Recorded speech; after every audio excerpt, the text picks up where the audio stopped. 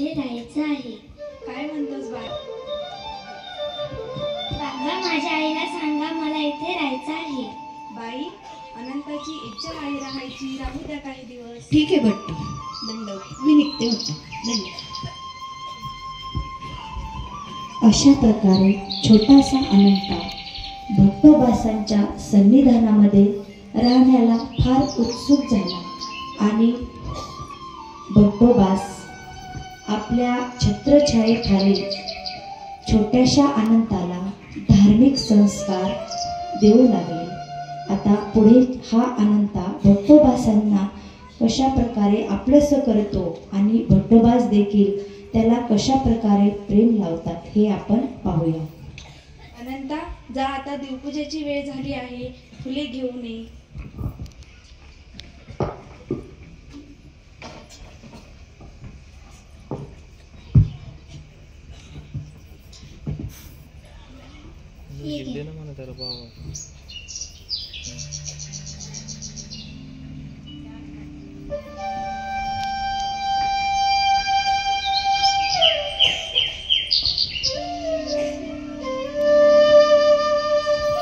लहान असा छोटासा अनंता भट्टोबासांच्या सन्निधानामध्ये एवढा रमून गेला की त्याला आपले आई वडील गाव कुठलीही त्याला आठवण येत नसे. एवढा त्याला या धर्माचा आणि भट्टोबासांचा वेध लागला आणि हा छोटासा अनंता धार्मिक धडे म्हणजेच ब्रह्मविद्याशास्त्रामध्ये सुद्धा तो आता पदार्पण करणार आहे. बाळा, अभ्यास करशील का? हो का? गोविंदा,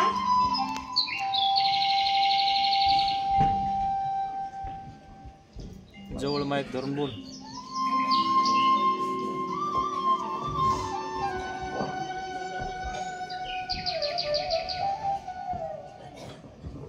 अनंता, धर तुला ही खुर्ची.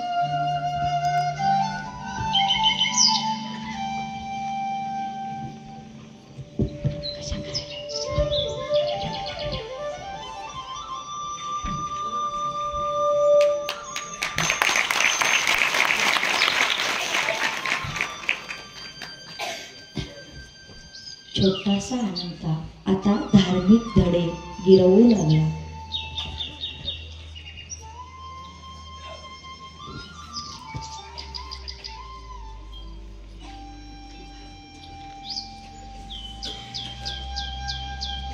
श्री परमात्मने नमः.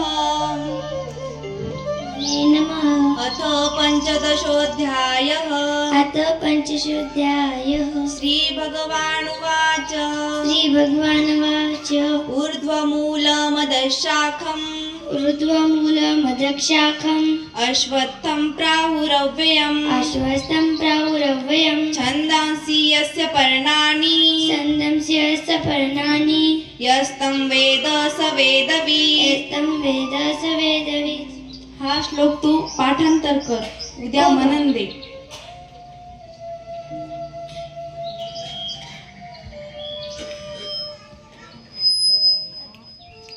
हा छोटासा अनंता धार्मिक धडे गिरवू लागला आणि भट्टोबासांच्या सन्निधानामध्ये तो राहू लागला.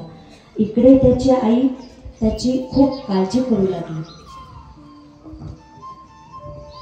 इकडे त्याची आई खूप काळजी करत होती आणि तिला अनंताची अचानक आठवण आली आणि ती म्हणू लागली, अरे बापरे, किती दिवस झाले मी तर अनंताला भेटलीच नाही. कसा असेल माझा अनंता? बरा तर असेल ना? मी त्याला भेटायला जाऊ का? निरोप पाठवू? भेटायलाच जाऊन येते आणि त्याला घेऊन पण येते.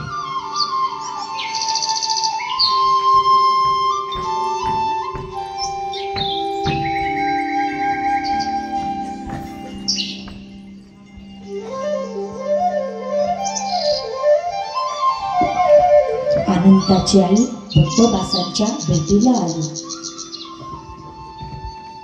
दंडवत भट्टू. या बाई, बसा. कशा आहात? खुशाल आहात ना? खुशाल आहेत. भट्टो, माझा अनंता कसा आहे? त्रास तर नाही दिला ना त्याने? नाही नाही, तुमचा मुलगा खूप गुणी आहे, खूप हुशारही आहे. कुठे माझा अनंता? भट्टो, अनंताला बोलवा. अनंता, ए अनंता, अनंता, आलो बा. बघ तुझी आई आलीये, भेट त्यांना. बाळा कसा आहेस तू? चांगला हो आई. चल मी तुला आज घ्यायला आली. आपल्या गावी परत जायचंय बाळा आपल्याला. अरे बाळा चल बाळा. नाही. अनंता जा गा. भट्टो, माझा मुलगा मी तुमच्याकडे पाठवला होता आणि तो तर माझ्यासोबत यायला तयार नाहीये. जर माझा मुलगा जर माझ्यासोबत पाठवणार नाही तर मी इथंच विष घेईन. अनंता, माझी आज्ञा आहे, जा तुम्ही. नाही. माझं कारण आहे, जा. बरं. चल बाळा चल. आणि अशा प्रकारे अनंताच्या आईने अनंताला जबरदस्ती इच्छा नसताना देखील आपल्या घरी घेऊन आली. आणि घरी घेऊन आल्यानंतर अनंताचं कुठेही मन लागत नव्हतं. अनंता खात पितही नव्हता. त्याला भट्टोबासांचं दुःख सहन झालं नाही. आणि अनंता आता पुढे काय होते ते आपण पाहू. चल बाळा, किती दिवस झाले मी तुला अजूनपर्यंत जेवू घातलं नाही. चल बाळा, आज मी तुला खाऊ घालते.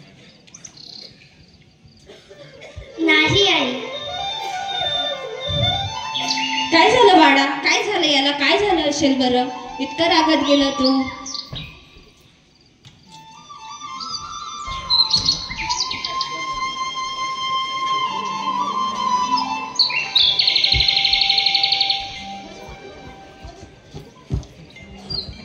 अनंताच्या आईला काळजी वाटू लागली.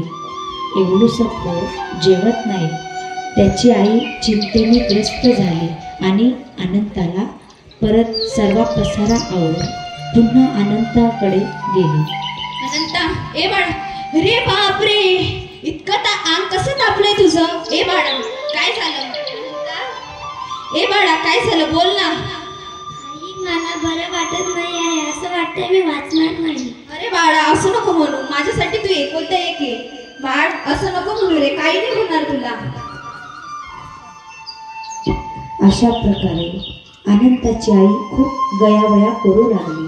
पण अनंताला एवढा ज्वर आला आणि त्या तापामध्ये अनंता आपल्या आईला म्हणतो, आई तू भट्टोबासांना म्हणालीस की माझ्यासोबत त्याला पाठवा, नाहीतर मी विष खाईन. आई तू आता त्या काळाला म्हणशील का ग की माझ्या अनंताला नेऊ नका, मी इथे तुमच्यावर विष खाईन, असं म्हणशील का ग आई? बोल ना ग आई, म्हणशील का ग आई? आणि एवढा शब्द ऐकून छोट्याशा अनंताने पटकन मान खाली टाकून दिली आणि एवढ्यातच त्याच्या आईने मोठ्याने टाहो फोडला. अनंता, ए अनंता बाळा उठ ना रे. तुम्हाला सोडून जाऊ शकत. अनंता, ए अनंता उठ रे बाळा, उठ ना. अनंता मला सोडून जाऊ नकोस रे बाळा. अरे बाळा उठ ना. भट्टो, माझा अनंता गेला. माझ्या याच्यामुळेच माझ्या अनंताचा जीव गेला. मी किती पापी रे, मी किती दोषी रे देवा. भट्टो, माझा अनंता गेला. भट्टो, माझा अनंता गेला.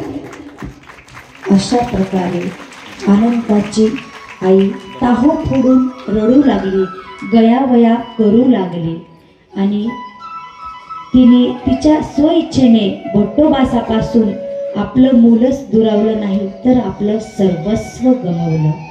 अशा प्रकारे अनंताच्या आईने ना भट्टोबासाच्या संविधानामध्ये राहू दिलं नाही आपल्या जवळ आणि त्याची आई खूप गयावया करून धाय मोकलून रडू लागली आणि हा सर्व प्रकार भट्टोबासांना समजला.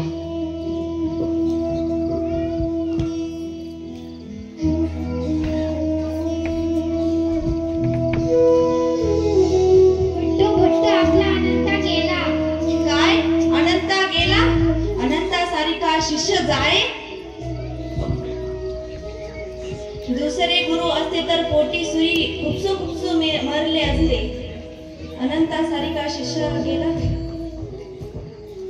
श्री चक्रधरा. अशा प्रकारे भट्टोबासांनी आपली खंत आणि माझ्या निमित्ताने अनंता गेला. भट्टोबास म्हणतात, अनंतासारखा शिष्य जाईल. अनेक गुरु असता तर पोटी